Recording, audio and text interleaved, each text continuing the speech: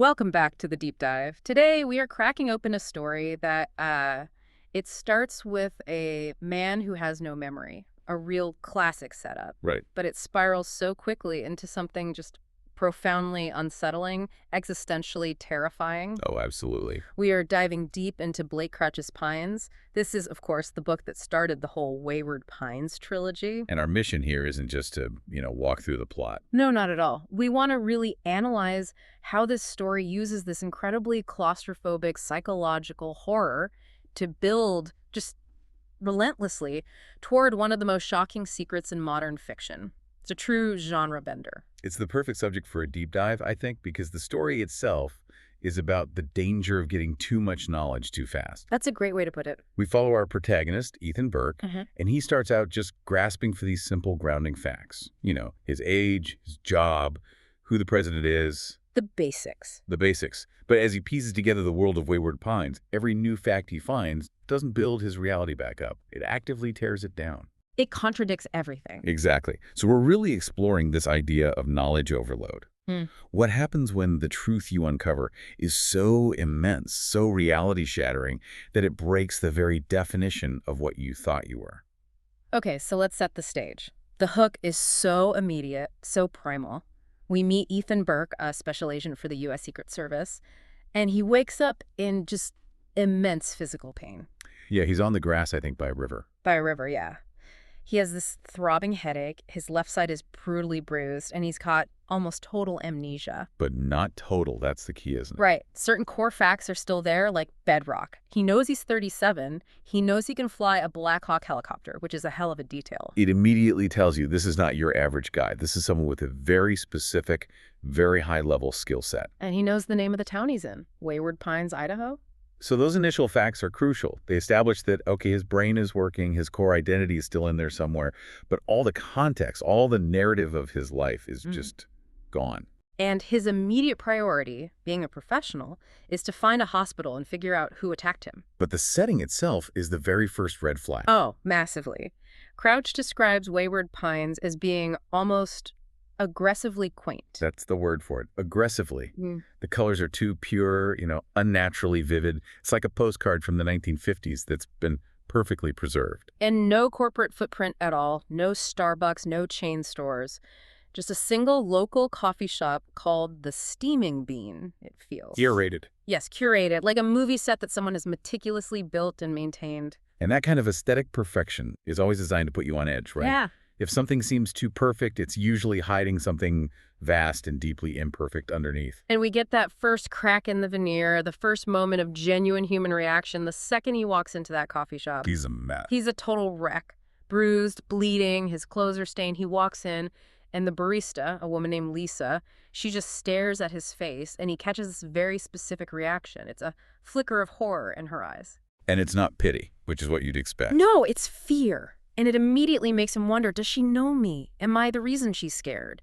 It just injects this theme of surveillance and, I don't know, calculated behavior right from the start. He's injured and vulnerable, and yet everyone around him seems to be following some kind of script.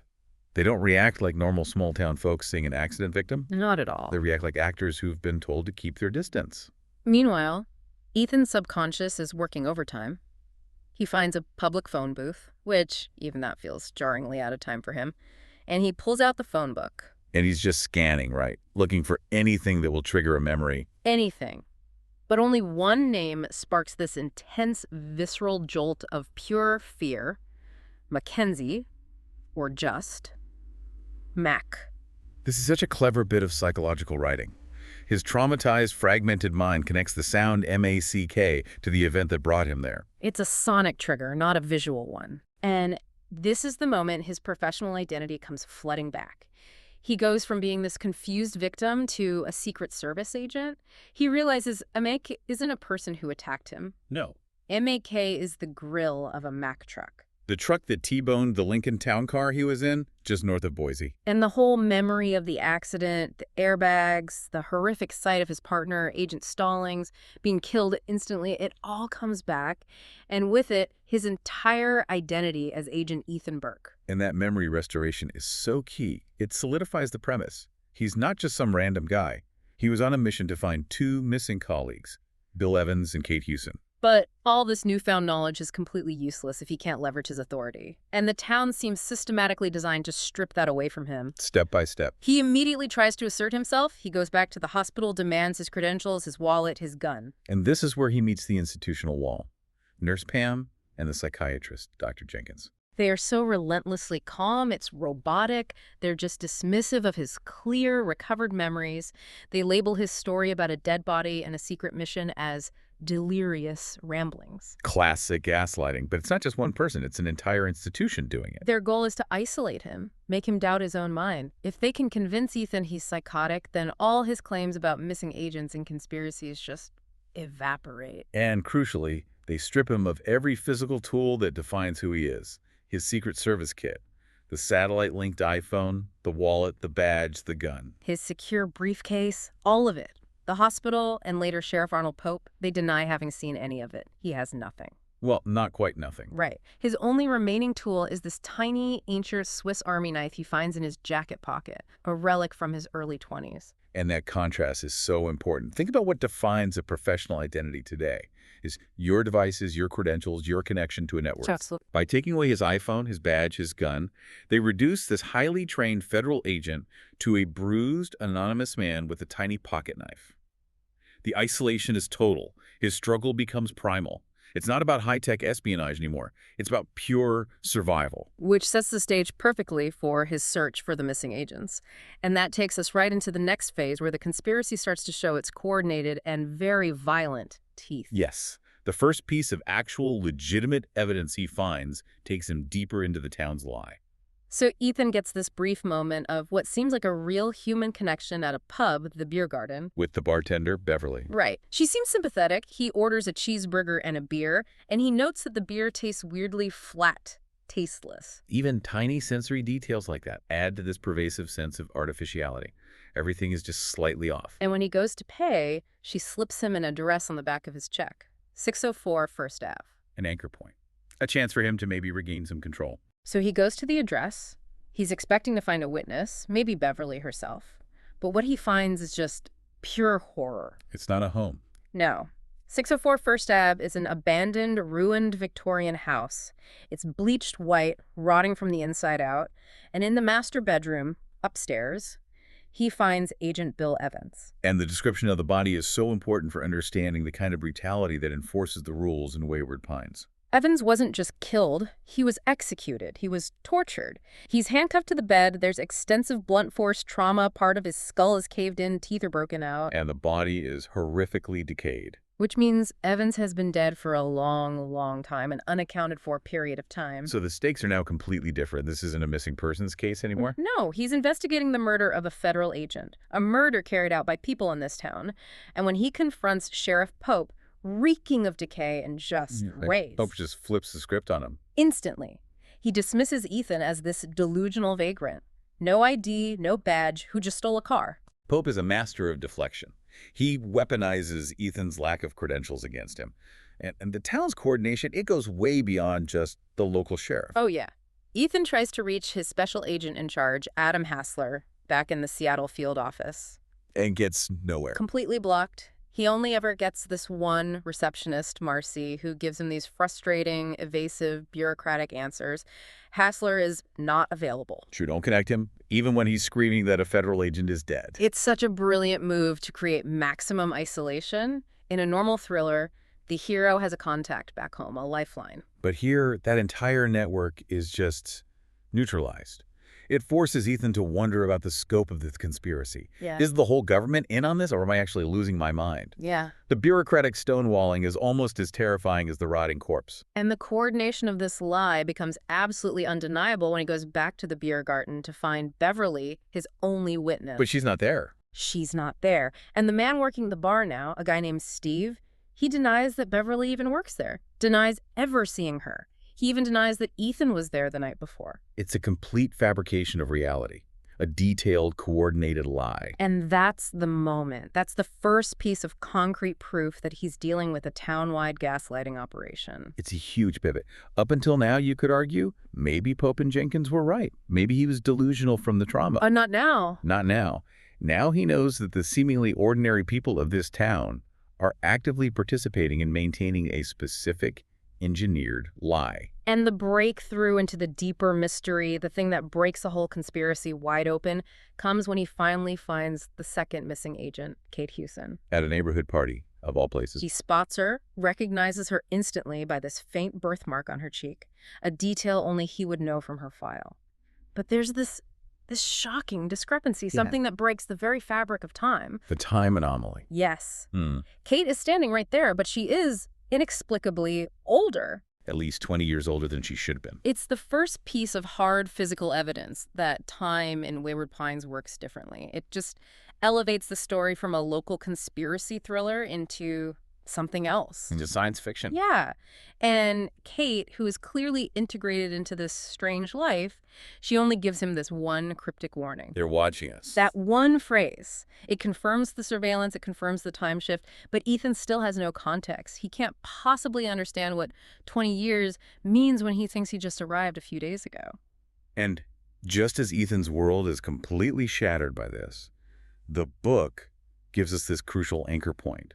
It pulls us back to the real world, or what was the real world. The perspective shifts entirely to his wife, Teresa, back in Seattle. And this parallel perspective is so strategically placed, it's there to remind you, the listener, of exactly what Ethan stands to lose. This happens about 15 months after Ethan disappeared. Teresa is holding a memorial service for him on a place called Striped Peak. And she's grieving not just her husband, but also the financial struggles his disappearance has caused. And, the lingering pain of his affair. Right. The infidelity, which is heavily implied when she hears Kate Hewson's name in his final case file. It's all just raw and real. Teresa's grief grounds the story emotionally. You see the real-world consequences of what happened to Ethan, the memorial, her acceptance of his death. Yeah. It all feels so final. Which makes the intrusion of the uncanny when it comes so much more devastating. And that intrusion comes at a very specific time, 4:50 a.m. Yes. This visitor in the night, David Pilcher, bald, sharply dressed in a suit. The timing is so calculated. 4:50 in the morning is when you're at your most vulnerable, when grief is at its sharpest. Pilcher appears almost omniscient. He knows exactly where she is, her emotional state, and he doesn't offer vague hope. He offers proof. A Polaroid. A Polaroid of an injured Ethan on an operating table. Proof that he's alive. It just raises the stakes exponentially. And then Pilcher makes his offer. He offers Teresa and their 7-year-old son, Ben, a one-time offer to reunite the family. But there's a condition.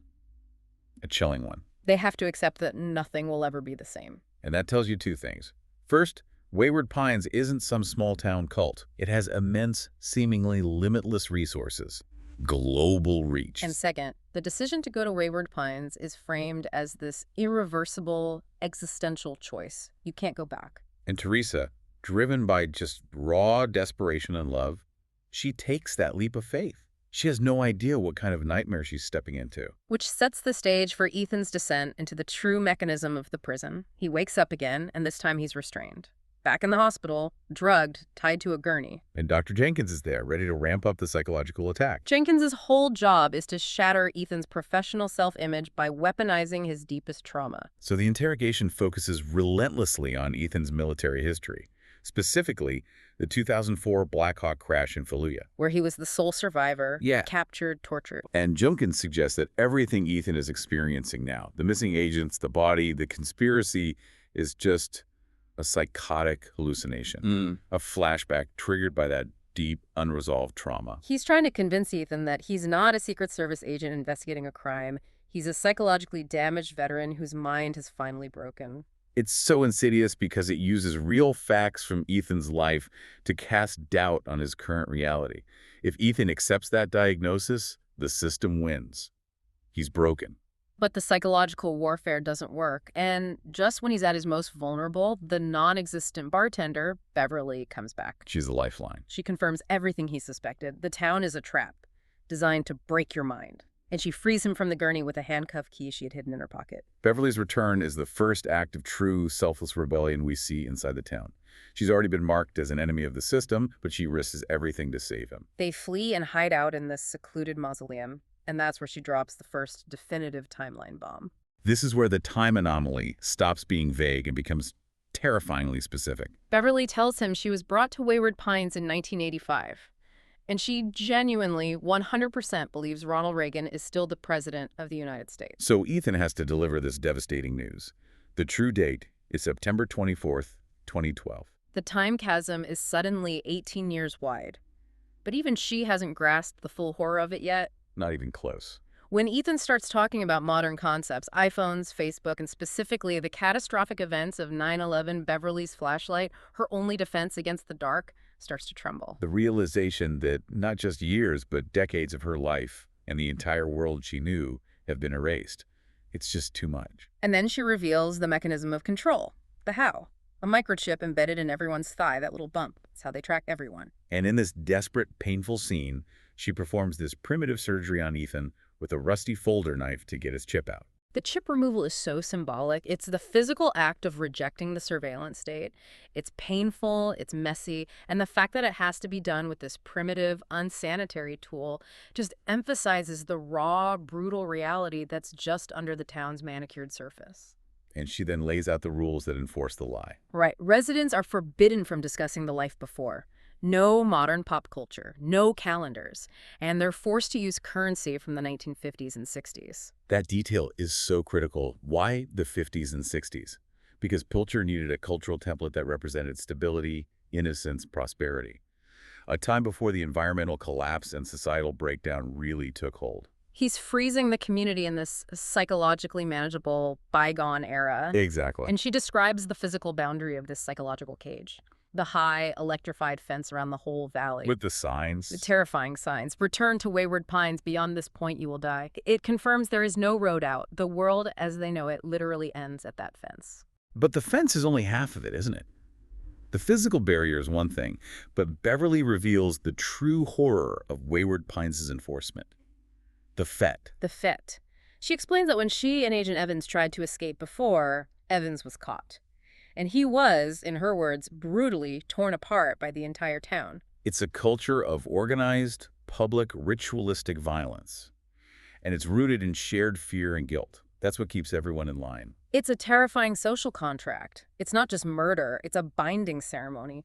The residents aren't just prisoners. No, they're forced participants in the executions. Which ensures that anyone who threatens the facade gets eliminated by their own neighbors. And that collective, shared guilt, the knowledge that they killed their neighbors, binds the community tighter than any fence or microchip ever could. That's the sociological genius of the design. The system polices itself. If you participate in the FET, you can never expose the system without exposing your own crimes. It ensures total, internalized complicity. And that brings us to the point where the whole scope of this story just explodes. It goes from a small-town prison mystery to an epic evolutionary horror story. And it all begins with an alarm. The alarm is triggered because Ethan and Beverly escaped. Every single telephone in Wayward Pines starts ringing at the same time. This sustained, deafening sound that signals the mobilization. The town is now activated, as Beverly says, to find and kill you. The mob, the FET, gathers. And many of them are in these grotesque costumes, eager to run amok in the wee hours of the night. The details of the FET are what make it so viscerally disturbing. Ethan is watching, horrified, as Sheriff Pope, now dressed in a monstrous bearskin with antlers and war paint, oversees Beverly being dragged out. And she's beaten to death by the mob, which includes people in these bizarre carnival-like outfits. A man in a Santa hat, a woman in a black bikini, and angel wings. That juxtaposition of holiday symbols and angelic imagery with this primal violence is just deeply unsettling. Pope, who is the voice of controlled authority, transforms into the ringmaster of this pagan ritual.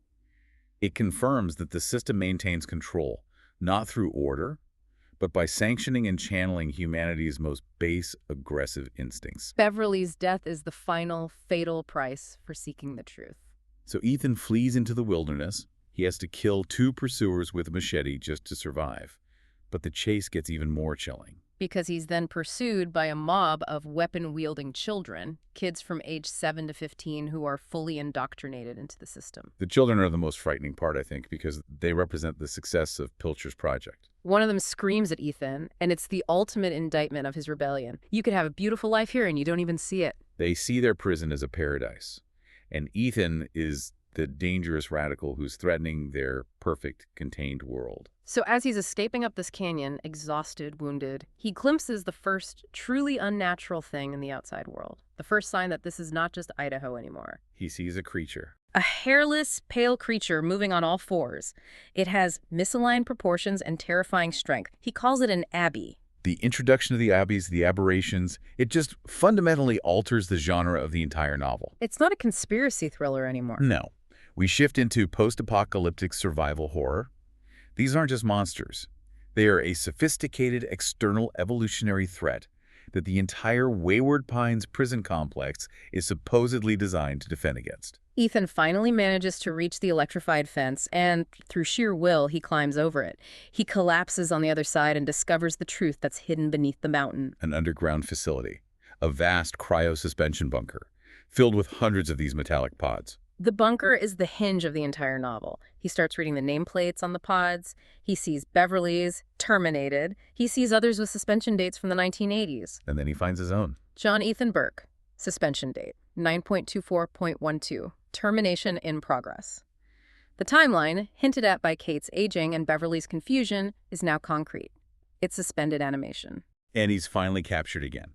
Brought face to face with Dr. Jenkins and David Pilcher, the mastermind who showed up at Teresa's home at 4:50 a.m. Ethan demands the truth, and Pilcher, the brilliant geneticist, gives him the ultimate, devastating reveal. And Pilcher just lays it all out. He tells Ethan he was in suspension for 1,814 years, 5 months, and 11 days. Let that number sink in. Over 18 centuries. Everything Ethan knew, everything he loved, every monument, the very concept of America is dust. His 2012 is almost 2 millennia in the past. And Pilcher gives him the scientific justification. He wasn't just some crackpot running from society. He was a scientist predicting and preparing for a collapse. He says he discovered the human genome was rapidly failing. It was due to massive, unsustainable environmental destruction. Ozone depletion, CO2 levels, nuclear disasters, pollution, wars. And this is where he gets technical. Pilcher saw the tipping point. He claimed that since the Industrial Revolution, humanity had been corrupting its own DNA. He called the rapid transformation of Homo sapiens into a new species, tachytelic anagenesis. Rapid macroevolution. He predicted it would happen in about 30 generations because of the intense environmental pressures. That's such a crucial distinction, isn't it? We're used to thinking of evolution taking millions of years. Right. But Pilcher's theory was that the complete degradation of the environment accelerated the process dramatically. So he built his ark, the mountain bunker, to preserve the last sample of the original Homo sapiens blueprint. And the status of the world now? Horrific. Wayward Pines isn't just isolated, it is the last town on Earth. Pilcher says it plainly. No Boise, no Idaho, no America. Names no longer mean a thing. The entire civilization Ethan fought to protect is extinct, wiped out by its own waste. And the threat beyond the fence, the abbeys. Pilcher confirms they're the new descendant species. They adapted to the toxic world. And he specifies they are only 0.5% different, genetically, from humans. Yet they are highly aggressive predators, adapted to survive where Homo sapiens couldn't. He compares their speed and strength to Neanderthals, to emphasize they're not just dumb monsters, they're capable predators. So the fence, it's not a prison wall. No, it's a defensive line. The last one. It's protecting the last few true humans from their own evolved successors. It completely flips the narrative of control and paranoia. But the cruelest part, the real moral dilemma at the heart of the book, is why the lie is necessary. Pilcher confirms the residents cannot know the truth about the 1800 years. He tried. He told the first group they woke up, and the result was catastrophic. A 55% suicide or death rate. His philosophy is utilitarian to the absolute extreme. The survival of the species trumps every individual right, every freedom. He believes that giving them the dignity of the truth will destroy the only chance Homo sapiens has left. So the lie, the enforced 1950s stability, the culture of violence, it's all necessary for population management. They're down to 811 souls. He can't risk losing another half of them to existential dread. And then Pilcher delivers the final, personal blow to Ethan. He confirms that Teresa and Ben were brought out of suspension 5 years ago. They were successfully integrated. Ben is now 12 years old. He also confesses that he used Ethan's military torture history against him. The focus on Fallujah wasn't random. It was a targeted psychological operation. They systematically weaponized his deepest, most scarring memory. Jenkins was trying to break his sense of reality because Pilcher desperately needed him. He needed Ethan's skills for the colony's survival. And that moment of selection arrives when Abby's attack Pilcher's helicopter team.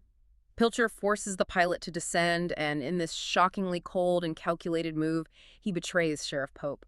He just leaves him on the ground to be slaughtered by the creatures. Pope was an unmanageable threat. Too volatile, too focused on his own power.